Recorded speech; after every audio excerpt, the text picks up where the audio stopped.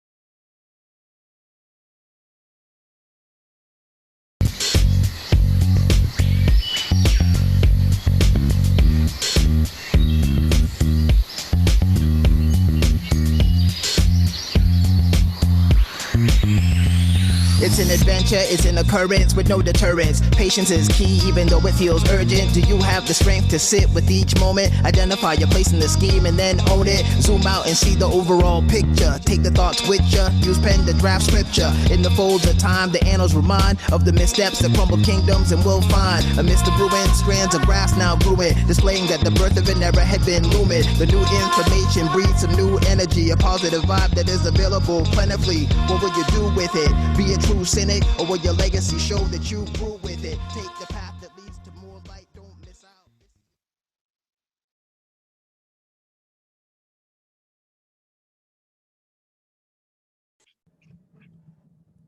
All right, we're just about at that time. Tabby, did you want to make some introductions?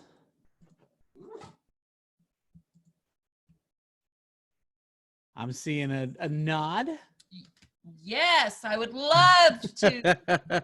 Where's Sarah at on this thing? I'm sure she's here. Let's see here. I saw her pop in somewhere. Make sure we got all our people. I see Stephanie and Autumn. Yay. They're all popping in. Is Sarah on yet? Evan, have you Does seen? not look like she has made it yet. Okay. All right. She is one of the ones I would love to see here. Well, we could put the music back on for a moment. Yeah. Let's let it. It looks like several people are joining. So give us like one or 2 minutes here. Let everybody pop on. All right. We'll get started. I loved your music. Stephanie, where's the rest of the team? Get them on here. The maze of the maze that keeps in the daughter see the moon and the tide she came from. There to the duty, opportunity given. Eyes hold witness, a choice is tasteless. Consuming still, we've all gone nameless. Heart very evil in the din to bear this. Pillaging our ability, we've all gone homeless. Without this home, we would not be in it. Like these dancers? Like these dancers, Evan? Oh, you're killing it. You got. Very much. How are you doing that with your back right now? Gotta get the thumbs into it.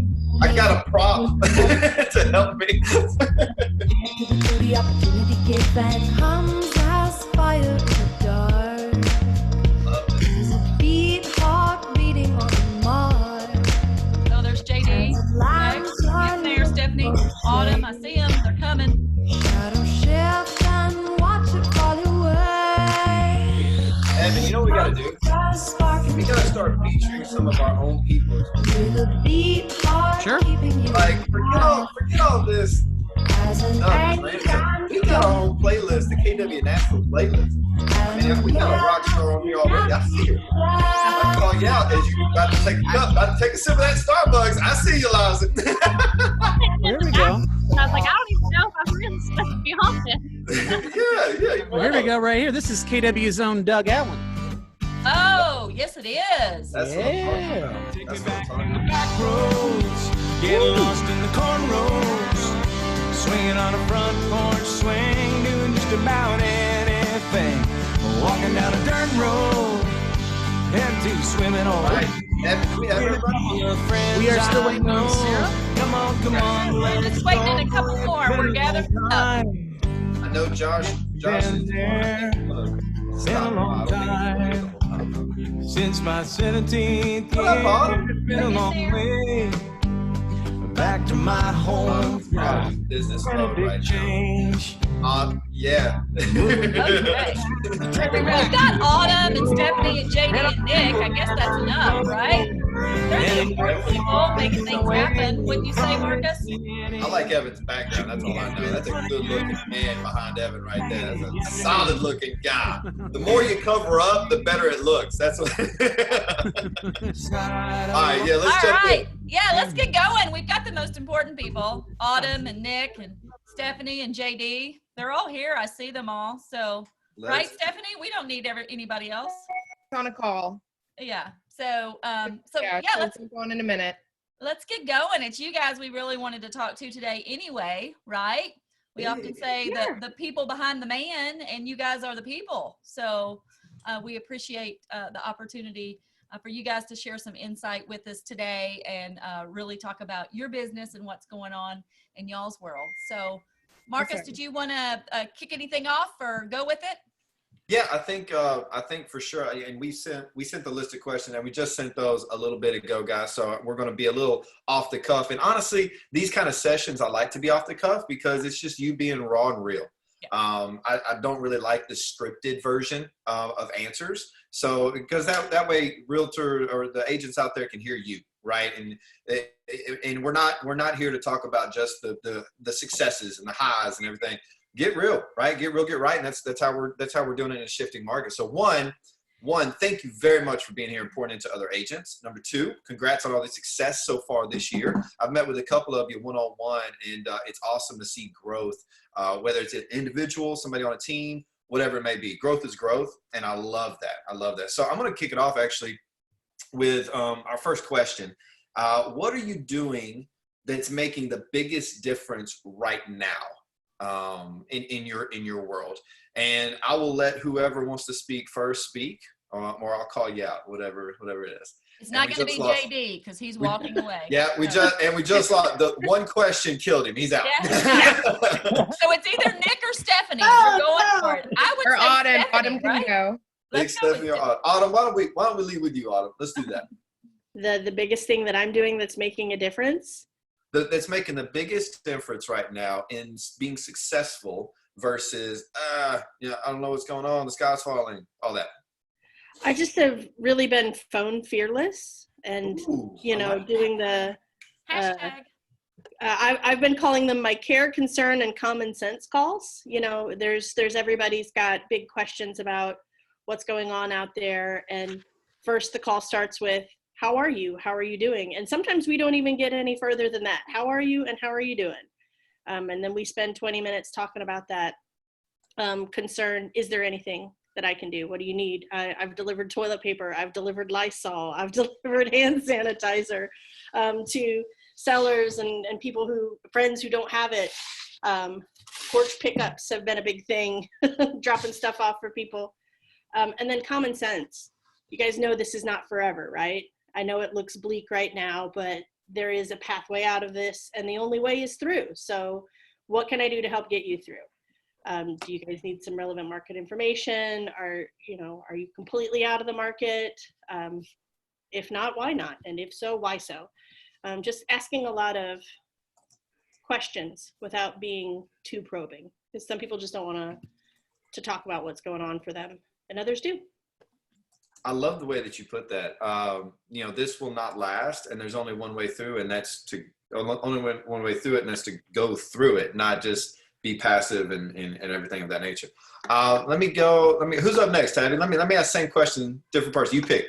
Oh, I think Stephanie. Where'd she go? Did she? Right here. She's been in this business for a while, here. right, Stephanie? Tell us a little bit about how long you've been here. I don't know that everybody knows your story and your power. So Yeah, so I've been, I'm going on my 10th year with the Anderson Group. So I am, there we go. At this point, the longest standing member. AKA the most strong-willed person that any of us have ever met. She's got great advice for how to cope.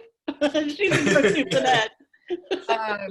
Yeah, so I started out actually as a showing agent, and right when the showing agent model came out, we were actually the second team in the Green Hills office to have that model when it first came out. And then I've worked, of course, my way up to our buyer's agent. So Our lead buyer's agent. I am still very much largely a buyer's agent on our team. Of course, I have lately been doing more listings with past clients.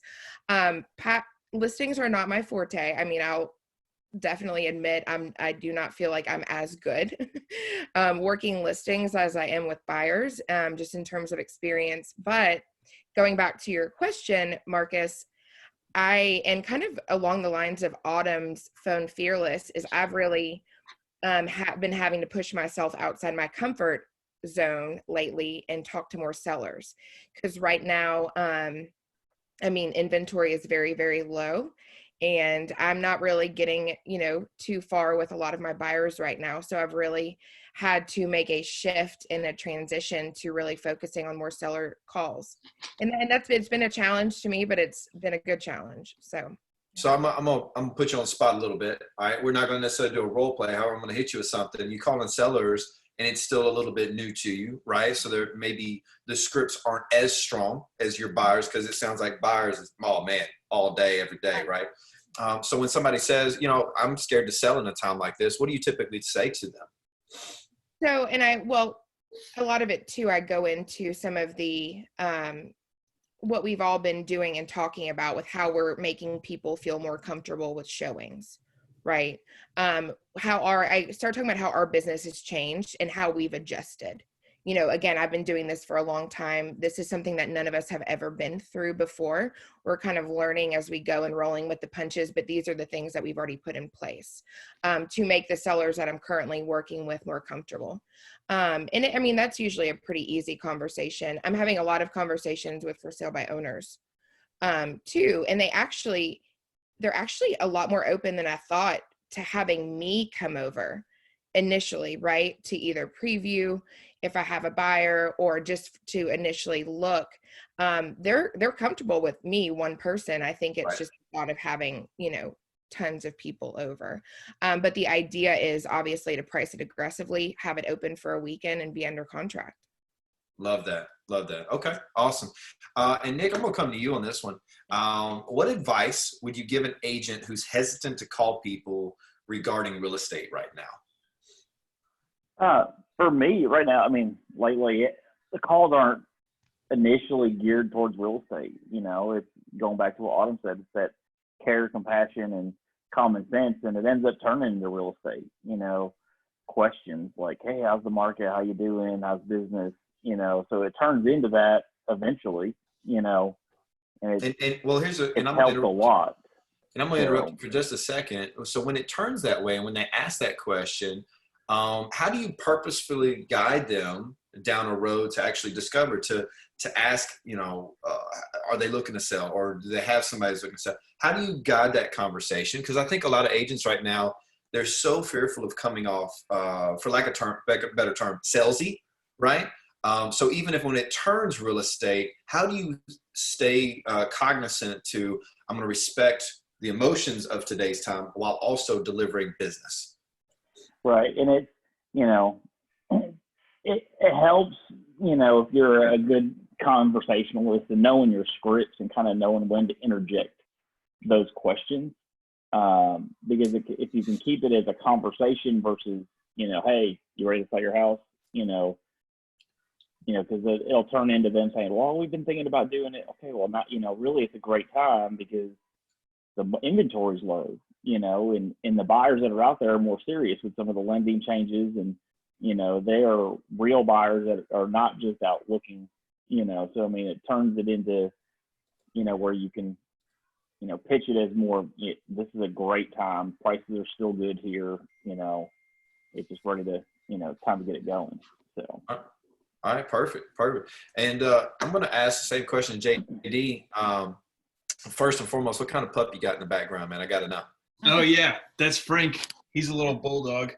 Oh, Frank, man, he's living the life today. It's Monday in his world right now. He's got a case. Yeah. That's awesome. So, man, For you, how long you been in the game? How long you been with Josh and all them? Like, give us a little bit of background right quick.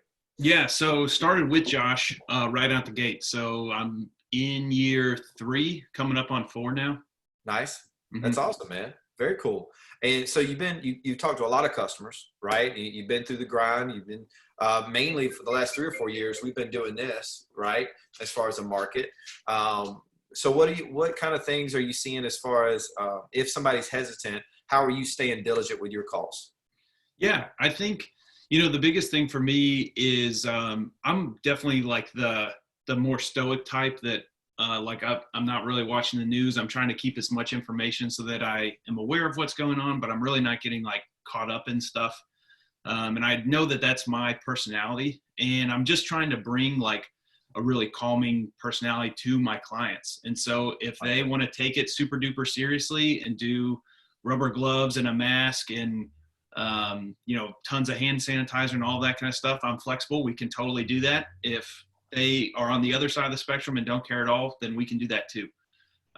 So I think just I think you get the energy that you bring. And so I'm just trying to bring like a really cool head and let people know that we're doing what we can to be creative. But, the reality is we're still seeing, for my typical customer, like I just had a phone call, we're in multiple offers on something. Like the market is still moving fast for a lot of the people that I'm working with and the inventory that I'm working with. And so as far as that goes, I think, it's business as usual from a macro perspective for me right now. It's just being creative with like the personal touch aspect in terms of how you're talking to people and how you're treating people. I love that. And that actually coincides really well with what Autumn said earlier, right? The care, common sense, and dropping things off, picking things, doing whatever she can, right? Like energy attracts like energy. And I love the way you put that. So coming in with that calm presence, whereas Fox, ABC, NBC, right? Well, we all know they're just getting ratings. That's all they truly care about at the end of the day. So I love that you put it that way. I'm going to come back to you. We're just going to keep this on steady rotation. What has surprised you about all this? What has thrown you for a loop, maybe?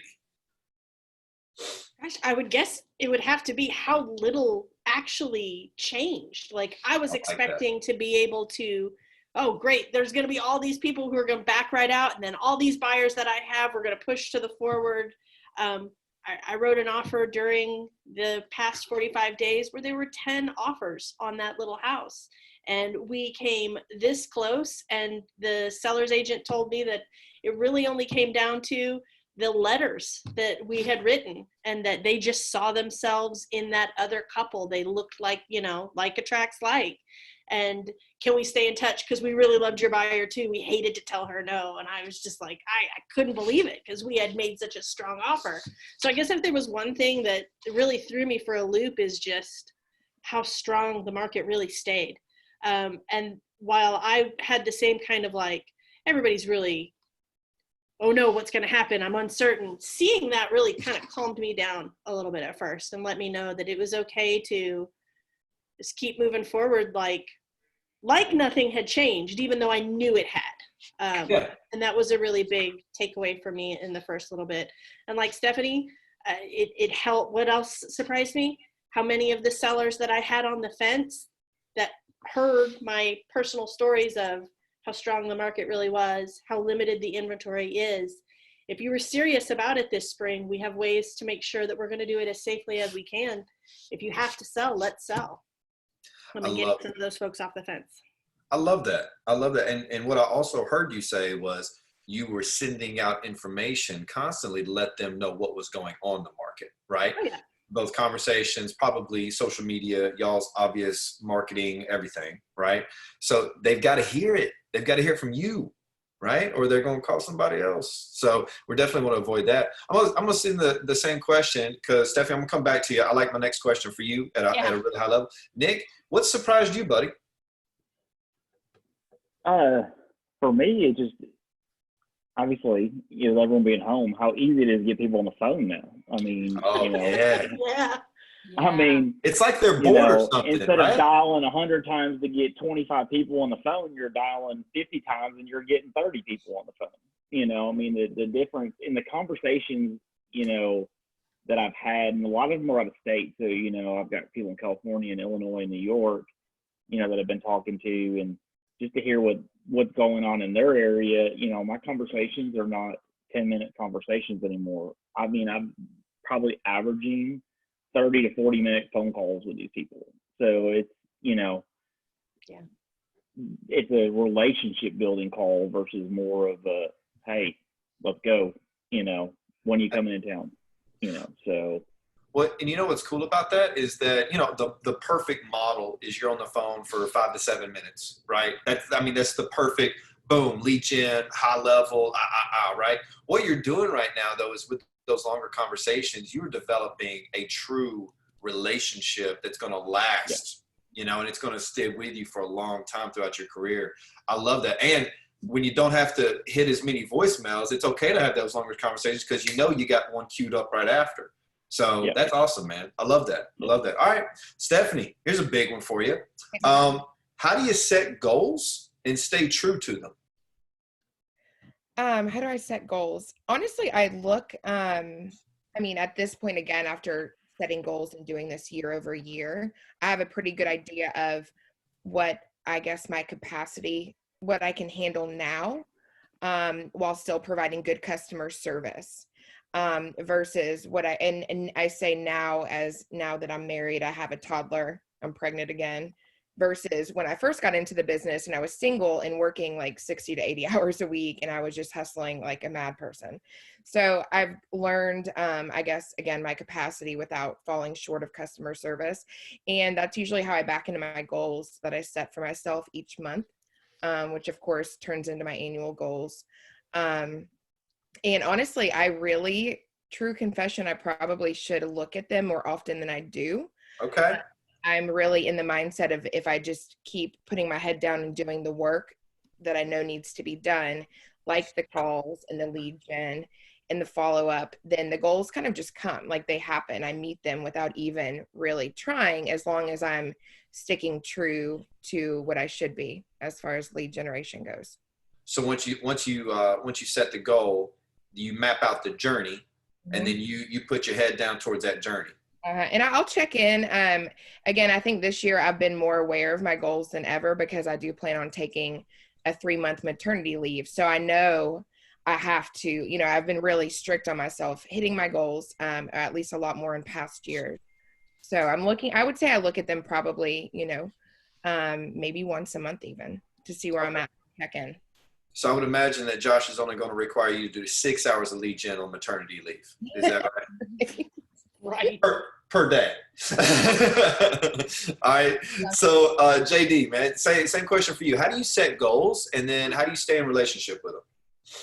Yeah, I think I'm kind of similar to Stephanie. It's easy for me to know where I want to be at the end of the next year, but for me, checking on stuff all the time causes more anxiety or a feeling like I'm slipping or not making progress fast enough. I grew up playing sports, and I had a coach who told me if you win every inning, you don't have to worry about winning the game. And so I just try to win every day. I know that I'm really diligent with maybe not so diligent on looking at my goals all the time, but I watch and protect my calendar like a hawk. And so I know that as long as I'm doing that stuff on a daily basis, everything else will more or less, it feels like it just happens randomly, but the reality is you're doing a lot of work that you just don't take into account. So yeah, I think especially now when there's a lot of outside noise, or it's easy to be kind of pulled in one direction or the other, just focus on the stuff that works. I was talking with my wife about this the other day, and I was just saying my job description hasn't changed at all. I still get paid the same. I still have to do all the same stuff. So just focus on those little things. I like it. And I'm going to ask you to give us a little bit more behind the protect your schedule like a hawk. Because, man, I will tell you, there's 2 coaches on here named Marcus and Tabby that were like, yes! And then we didn't do that, though. We wanted to hold it back a little. So why don't you tell us a little bit about why that's important to you and what you do to make sure you're protecting that? Yeah. So, first off, I've always had jobs where I've been either a 1099 or entrepreneurial small business. like type of job. So even like right out of college, I got, initially I got, you know, I was on the other side of the spectrum. I was saying yes to everything, regardless of how important it was at any time of day or night. And I just got really burned out really fast, and kind of had one of those moments like, I am never going to feel this way again. And that was, you know, that happened to me before I was working in real estate. But at that point, you know, like friendships were a strain. I was dating my now wife, and that relationship was a lot harder than it needed to be. I just wasn't very happy. And so it was, you know, I had a lot of incentives to make a change. And now I just like, I think about it as they're just promises like I don't break. And so like I put my phone on airplane mode every night at 7 p.m. I know that I'm going to have, you know, the first hour of my day is going to be all lead gen, or it's going to be, if it's not lead gen for some reason, it's going to be stuff that no matter what has to happen at that time. And I know that is. So let me interrupt real quick. I apologize. You go airplane mode at 7 p.m. I've been told that's not possible. Okay. So when you go airplane mode at 7 p.m. and then you wake up the next day, what's your morning? What's it truly look like? Because obviously there's going to be emails, text, voicemail, something between 7 and, you know, customers don't mind calling until 2 a.m. So, you know, that 5-7 hour period, right? What do you make sure that you're delivering high customer service on and staying, you know, keep the wheels turning? When do you take care of that stuff? Is that how you start the day, or is that part of your follow-up from 11 to 11:30? Yeah. So for me, usually like I open, well now it would be get to the office, but now it's open my computer like at 8, and usually from 8 to 8:45 or sometimes 9, I can usually mow through all of that stuff really fast. And the fact that it's all like banked up, like emails in my inbox, then I can just go through like one, then the other, then the other, then the other. Or if I have my phone on, it's like do one email, eat some dinner, take a phone call, go back to walking my dog, do this, do that. And like, it becomes like a much heavier burden than it really is, if you can just line it all up. And then also, just like I was saying for the first question, I think you teach people how to treat you. And so my clients know that they can't call me at 10 p.m. And the reality is, even if they did, there's nothing I can do for them at 10 p.m. Like, you know, titles companies are closed, lenders are closed, no contractor is going to pick up the phone. You know, it's just the nature of the beast, I guess. And so, and you know, there's sometimes where I know if I've got a crazy client or something is, you know, extra haywire or whatever, maybe I'll leave my phone on for a little bit longer. But the reality is, I think that first time you do it and then you wake up the next day and you answer all those emails in like 8 minutes, you kind of like realize like, oh, this is really not that big of a deal. Right, right. And I love that. So let's talk about, I mean, just think logically about this, guys, for just a second. So we always, you know, there's that book out there, Eat the Frog.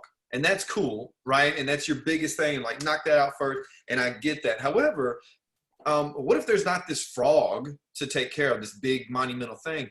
How cool is it to get up, make your bed, hit your workout, meditation, this prayer, do whatever your morning routine is. And then, man, JD knocks out everything within that first 30 minutes to an hour. Think about all those wins that have already happened and occurred in your morning. And that's just momentum. And then all of a sudden it's lead gen time.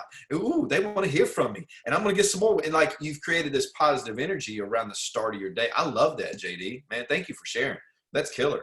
Autumn, what's been the most beneficial change that you have made to your schedule with the working from home and the not allowed to leave my house and What's been the most beneficial change to your schedule? I can't really take credit for this, but it's been our 8 a.m. all hands on deck team Zoom meeting we have. Like, nice. I know, because it's really easy when things are kind of grim to kind of relax a little bit, right? And in this instance, I have this group of people that I know are going to be accountable, and I'm to be there at 8 a.m. And it's best if I have my screen on instead of doing this number, right? Yes. So, yeah. Although there have been mornings I have definitely done that for sure. I'd say that that's the most beneficial thing that our group's added to our schedule. I get a lot out of it. And I kind of hope it continues once we're all able to get back into the office and see each other. I think we could still benefit from, a 15-minute check-in every single day. Everybody's talking about what they have on their agenda. If you have a problem that you need some help putting some ideas together on, there's this group of people. So that's a big change that we made, and we took action on that right away. I think that was one day went by that we weren't in the office, and then we had this all set up, and it's been the expectation moving forward. So that's been something that's been added to my schedule that was really, really helpful. That's awesome. I love that. Well, it sets the mood for the day. Very much like what JD's saying, right? Get those quick wins, get everything knocked out, and boom, you launch. Stephanie, same question to you. What have you changed about your schedule? Yeah, Autumn, that was a really good one. Sorry, I took that one.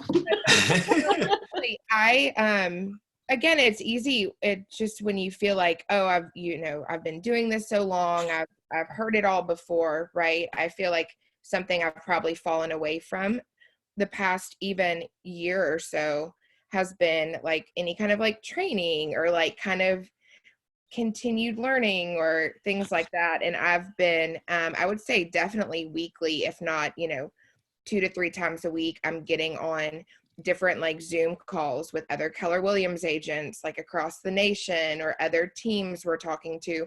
Because again, this is something that none of us have ever been through, right? It's not like what happened with the housing market crash, over 10 years ago. This is different, right? To a certain degree. So we're all in this essentially together. So it's been nice to hear about like what other people are doing.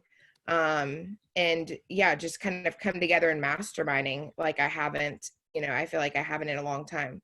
So I think carving out time for that has been very, very helpful. And I would imagine you're being pretty selective with those masterminds or those group coaching that you're jumping on, right? I mean, yeah. You're looking to talk to agents who are same level, similar level, or higher. That way you can grow into those conversations, right? Yeah. And I think there's another thing that came down from corporate, and Tabby and I are telling a lot of people that don't choose more than maybe 2 to 3 hours per week of training, because you can start to feel like, oh man, I've got to see every mastermind, and all of a sudden that phone isn't where it's supposed to be, right? It's sitting down and you're just part of this world. Analysis paralysis, I think, is another name for that. So yeah, I love that insight for sure. All right, so Nick, I've got a really big question for you, man. What's one thing? Look into the camera, Nick. What's one thing that you can tell me about Josh that I can have something on him? All right, I need some trash talk. I need a story. I need something behind the scenes. All right, and please know this is for everybody's benefit, not just mine. All right, I'm begging you. I mean, if you really want to get under Josh's skin, you just got to tell him LSU sucks. Oh, there it is. I mean, it's all about LSU. When I first started, there was an agent that we connected, the agent that Josh knows. I'm originally from upstate New York in Syracuse, and he graduated from Syracuse. So, me and him have connected over Syracuse, and ever since then, I just give him a hard time. Like I had, it's Joe Turco up in Boston, and he sent stuff down. Like he ordered a bunch of Syracuse stuff, and we put it all over the office, in his office.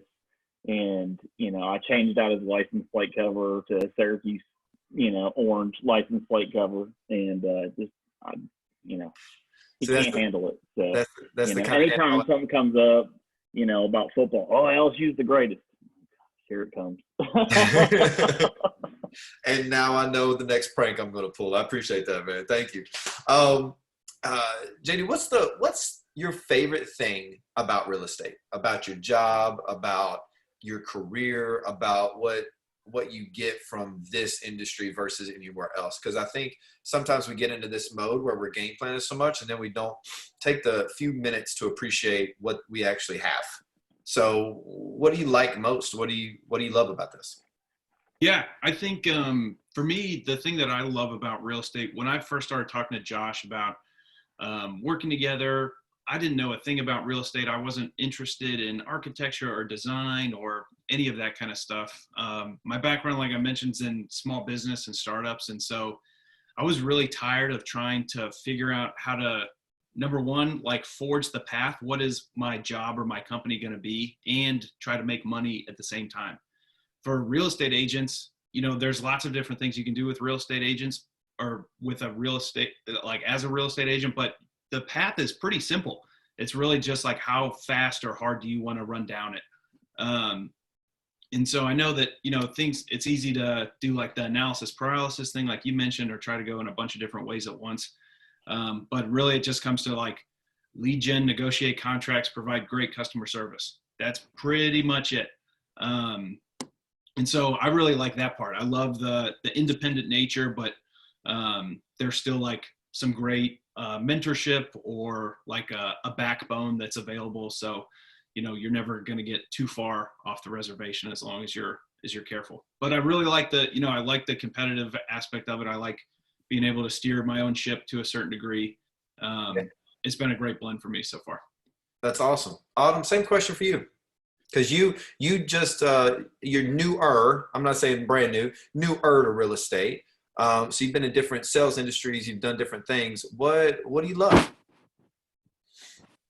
I love, JD kind of hit the nail on the head. I love my autonomy about it. That, you know, some agents will describe it as freedom. We all know it's not freedom, but it is autonomy. Like it is, and those two things are very, very different. My schedule can be set by how hard that I work, but I, at the end of the day, am the one who decides all of that. So I'm the captain of the ship.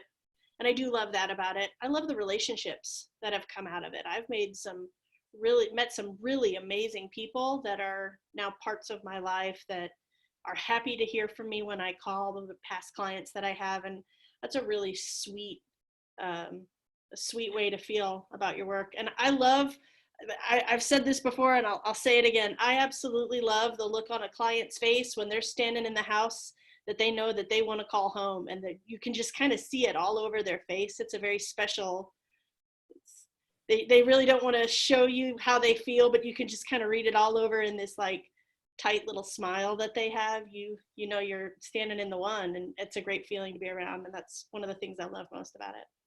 That's awesome. That's awesome. Stephanie, what about you? You've been in the game for a while. You've stayed in the game. What do you love about this? I think more than anything, I just love, I love the wins. I love the highs. I love, and not just like winning the offer, but, you know, matching my clients with that perfect house. And the challenges too. I mean, our market right now feels like deja vu to 4 and 5 years ago. And I feel like we were really at our, peak sellers market. And I'm kind of like going back to pulling out my old bag of tricks with these multiple offer situations that all of us are in, or, you know, trying to avoid them. So, it keeps me on my toes. I like it. So it's always something fresh and new. And yet at the same time, even if it's something that you've been through before, it's still a new challenge, right? Exactly.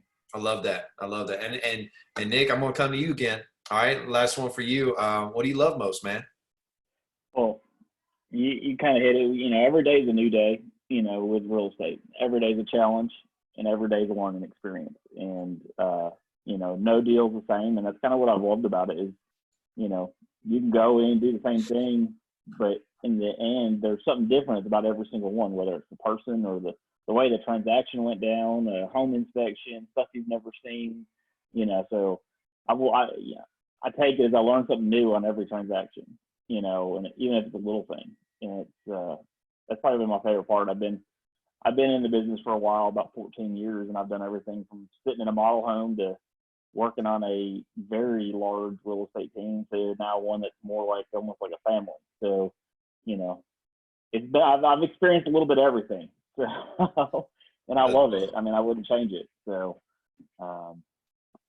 that's awesome, man. I love that. Well, Stephanie, you talked about, you know, winning and awards and stuff like that. And, you know, as you go through and clients winning their house or winning bids or whatever, I'm looking over here at Robert Zimmerman. And I mean, has anybody seen his background? I thought it was fake at first. Nope. That's his home office. Bro, I'm seeing like Oscars and what do you got back there, man? Well, first, go Tigers, because I went to LSU, so I'm with Josh on that. Somebody kick him off this. No, Tracy and I we're dual career before becoming full-time real estate. We have a production company that produces national television commercials. So we won the National Emmy Award for the best PSA in 2005 and beat Oprah Winfrey's channel and the National Public Service Group. You beat Ad Oprah? Council. We beat cool. Oprah with our little Kick-A-Bear spot. I'll have to put it up on the coach's page or one of the Facebook pages, but it's pretty cool.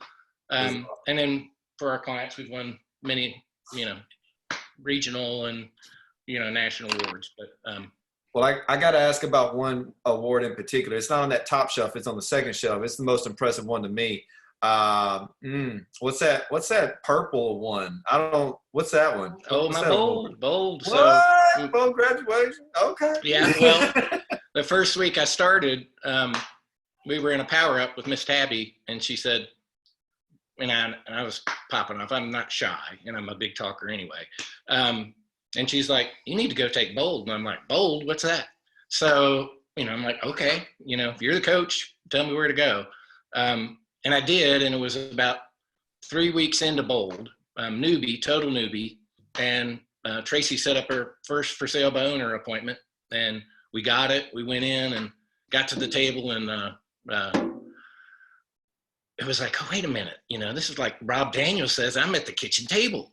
I'm like, oh my gosh. And I was like, we got to win this thing. And, we just, and it was fun. She was a real negotiator. She was just tough because she was a FISBO that knew she could get it done, but she wasn't getting it done. So she was real frustrated. And I'm like, hey, we can help you. Finally, it was like, and one after another. And she's like, oh, we got this Keller Williams agent who'll do it for 2%. I said, that's a discount agent. We're not discount agents. You're going to get all of Rob and Tracy. And then long and short, finally, she said her husband, who was kind of on my side, he said, Rob, she just loves to do this. You're fine. She just loves to negotiate. So he asked her, and they walked out, and she came back, and they gave us a listing. And the funny thing was, she said, so you weren't going to leave the table, were you? I said, no, ma'am, not unless you asked me to leave. So. And that's how you close, right? It's all about mindset and knowing the right scripts. So, and that leads me in. And Robert, thank you for being a good sport, man. I actually queued him up. I said, hey, man, I'm gonna talk about your awards behind the scene. So I'm gonna ask you guys, and this for all four of you. Autumn, I'll start with you. What's one training that you just feel like everyone would benefit from, whether it be at Keller Williams, outside these walls, whatever it is? Because like Gary Keller said, MAPS is like the MAPS mastery coaching is here to earn clients. However, we're not saying, hey, that's the only place, right? So what do you think would be most beneficial? I took a really great intensive lead follow-up class because that's where the fortune is. And it really changed everything for me. I just had different ways to come from contribution to check in with people and how to do it, authentically. It gave me better scripts and more ways to talk to people. It was just one of the most in-depth trainings I had. It was so worth it. So worth it. I love that. And I agree. A whole lot of people are good at lead gen.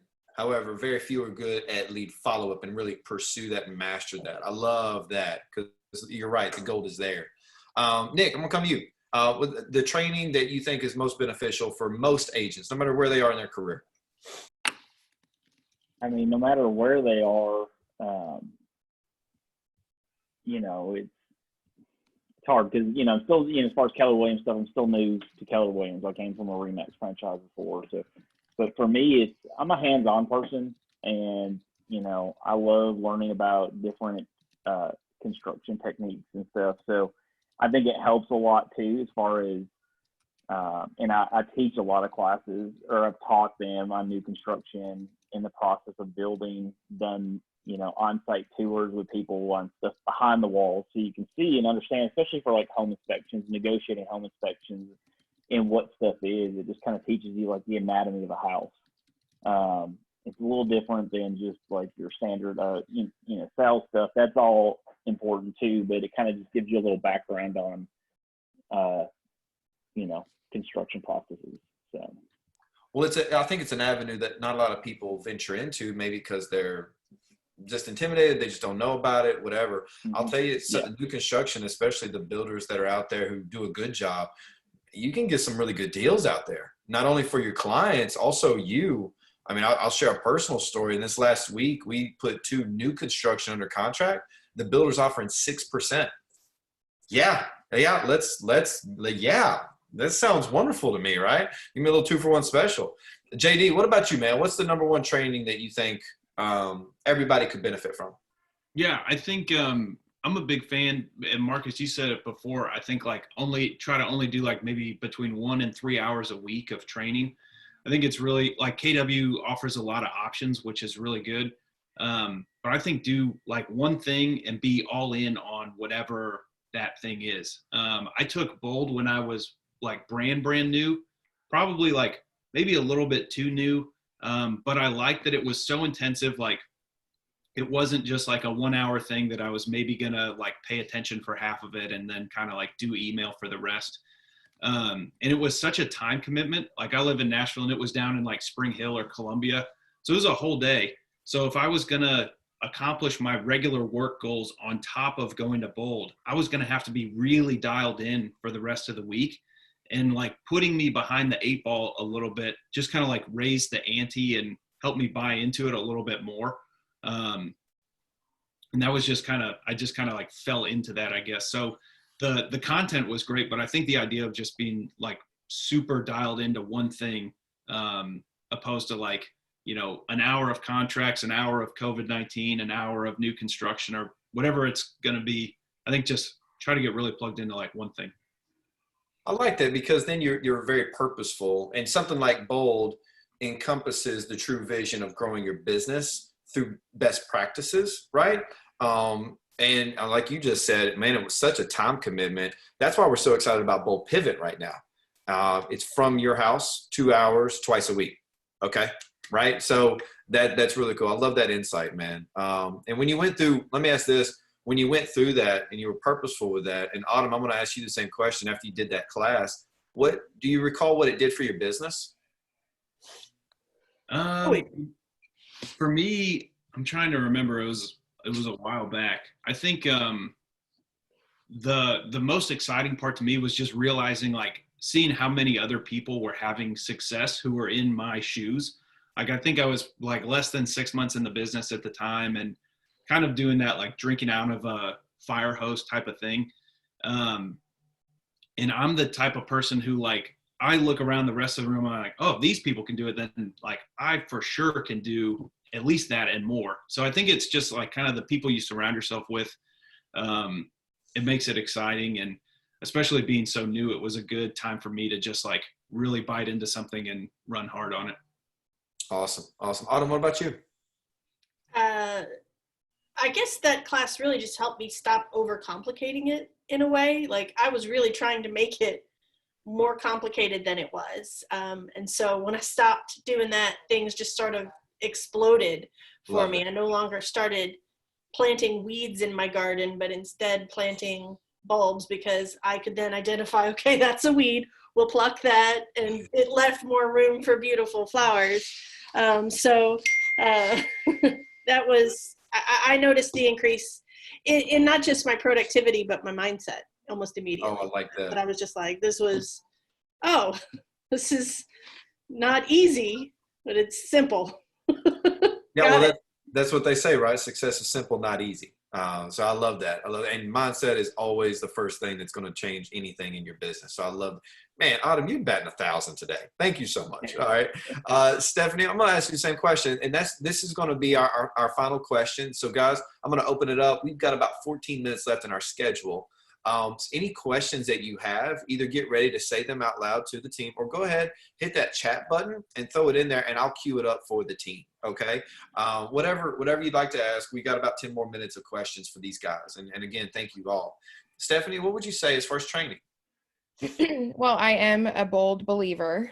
I mean, I've taken Bold twice now, and it's actually on my radar to take after this child and I get back to work. So, I mean, especially now too, I know they've changed up some of the training with Bold, so I'm really excited to see the changes that they've made. I've heard it's awesome. So there's that. I think beyond Bold in the interim, I think what really helped me, especially at the beginning, is finding a great script partner who is on my level, because I put so much work into scripts, I guess, at the beginning of my career. Now they are so internalized. It's almost to the point where even like when newer agents join our team and they're asking me what scripts I use, I really can't tell them because it just kind of comes naturally at this point, right? It's a conversation. Yeah, because it is such a conversation now, and it's something that's so internalized, and you know, I can focus more on building rapport, and then the scripts kind of just flow in and out of the conversation. So if you don't have a good script partner, I think that should be on everyone's list. I love that. And you know, it's funny because earlier when Nick was talking, he said but, and then he corrected himself real quick and said and I don't know if that's a bold thing or if that's just what you meant to say. However, that, like, for me, you'll never hear me say but. It's just not part of, unless I'm talking to a consumer and it just makes sense and it's their language. It's just that script of not using that or try, right? It becomes natural and just naturally the way you talk. So I love that you said that, because it's repetition is the mother of skill. And you've got to do it over and over and over again before it becomes just your normal habit. So that's awesome. I got a couple questions here. We have an extremely intelligent coach on this thread, and she's blowing me up with questions, and I love it. What is the biggest mistake you made along the way? And I'll open this up to whoever, so y'all can either raise your hand or just type in. A funny one. Come on, somebody's got a funny one, because we all have done it, I'm sure. Oh yeah. The biggest mistake? Biggest mistake. I am an expert at failing forward. I have bungled more things than I care to comment upon. And I just kind of take it in stride. Oops, next. Yep. And then just having the power of next in my vocabulary. Ooh, that call went badly. Next. Is a powerful thing. So or just hanging up the phone. I think there's always it's a good idea to have a culture in your heart of that went great. Where were the opportunities in it? Like there's so many times where I hang up and I'm like, man, that was a great conversation. Shoot, I didn't ask that. Oh man, I probably would have. That was a good qualifying question I didn't ask. Oh man, what a missed opportunity. I think even when you're doing great, you can stop and evaluate where your misses were, even in a great conversation. I love that you said that, because, you know, let's think about the elite athletes, right? The Jordans, the Kobes, the whoever you respect, right? Even in a good game, they go back and look at film tape, right? They go back, okay, what was this pick and roll like? Or what was this route like? Or what was the team doing in this scenario?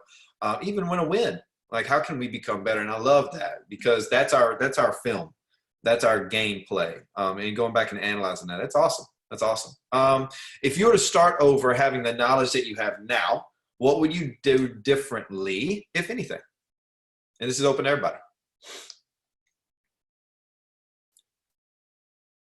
I love Tabby's questions are thinkers. I think I would personally spend a lot more time really getting my time blocking together at the beginning, because I did find myself really overextended, and looking back on it, I don't even know how I survived my first 4 years with Josh on the team working like I did. I mean, we're talking like 12-hour days were just a norm, 7 days a week. And it was just, you kind of that can consume you easily. So I think, you know, and it did take me several years to really get my time blocking down. That would be one thing I would change and probably, you know, do more at the beginning. And I'll ask a question, and I have no idea the answer. So I might put my foot in my mouth a little bit here. However, when you think about those years where you were running, woo, right, wide open, versus the years now where you're leveraged and you've got more of a schedule and things of that nature, what is the difference as far as income? It's the same. Wow, I'm so shocked and awed by this. I had no idea. Set me up. Coworkers are I skilled think better. leverage is a key piece of it too. I'm still very much a believer in partnering with other team members on transactions. We now have a great junior associate program where junior associates, it's similar but very different from the showing agent model. There's a lot more training involved, and we want to set them up for success in a different way. So no, I use leverage of my team. I mean, I'm on a team for a reason. So no, it is shocking, but yes, I'm making about the same income. And when you say leverage, is it just in business, or do you guys focus on leverage in your personal life too? I have really used this as an opportunity to figure out what my dollar per hour looks like. And if that means that I am paying for things that sound like a luxury, I can justify it for myself. Like, I don't mow my yard anymore. I never liked mowing my yard. It takes me about an hour and 45 minutes, and I calculated how much it would cost me to spend my hour and 45 doing that, and I don't do it anymore. So yeah, I absolutely will leverage my business in my personal life too. When you did that dollar per hour exercise, because it's a powerful one, it's very powerful. When you did that make you really analyze all the little things? Like, okay, do I really need to take an hour to 2 hours to clean my own house, or can I pay $75 for that to be done? It definitely was a shift in how I thought about things. You know, it certainly allowed me to invest in my business more too. Like, the things that held me back from spending on, like, that kind of goes back to like, what were the mistakes I made? Not getting tech enabled much faster. Like, I can now do in 5-10 minutes with the technologies that I've invested in for myself to make mass texts to my database. So important. So Love important. That. Love it. So calculating that was a big game changer for me. That's perfect.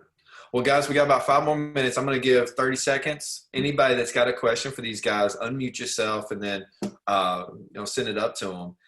While I'm waiting for somebody to respond in there, if they would like to. Guys, again, I just want to say thank you so much. I know in y'all's schedule it's busy, it's power, it's nonstop. Especially Josh Anderson probably text all of you 5-6 times. Where are you at? Why are you not calling? Right, I get it. So tell him it's my fault completely.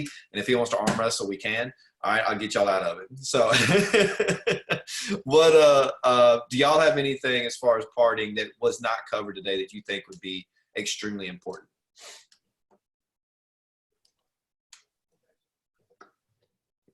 Just remember to enjoy this. Yeah. You know, today is the day that you have, and spend it in ways that you would like to spend it. And if that means connecting with your clients, but like, you can't pour from an empty cup. So make sure that you're keeping your own cup pretty full. Wow, I love that. Love that. Because we do a lot of that pouring, don't we? Customers, fellow teammates, whatever it is, you've got to be able to stay full. How do you get full? Swedish meatballs? I don't know.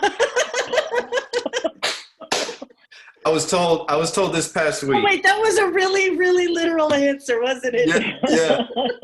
Italian food, right? No, I was told this week the way to fill up your own bucket is to find the things that give you the most joy in life, right? Whatever that is. It could be a person, it could be time, it could be a hobby, whatever. Finding those points of joy. That's how you fill your bucket up. So I love that. Awesome. All right, Tabby, do you have anything else before we sign off here? I do not. I've thoroughly enjoyed this. So I've gotten a lot of great nuggets. So I appreciate it. Nick, anything for you? You've been in the business for a while as well.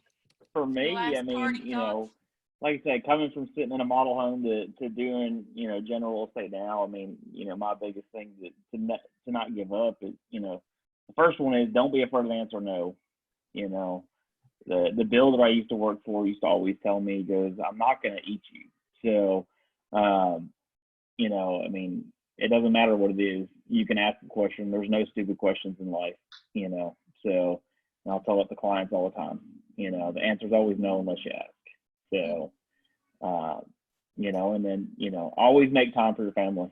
You know, I started out without kids, and that's part of why I got a new construction, because I was working every weekend in a model home, and you know, had kids and, you know, with sports, my son plays travel baseball. So, you know, I generally don't miss a game or miss a practice. You know, that's kind of what I do for him. And, you know, just make that time and, you know, don't overcommit yourself. So. I love it. I love it. Awesome, guys. Well, again, bottom of my heart, thank you for your time. I appreciate all the pouring into other agents that you did. Now go do something joyful and fill your bucket back up, okay? Yep. Thank y'all so much. Bye, everyone. Thanks, guys.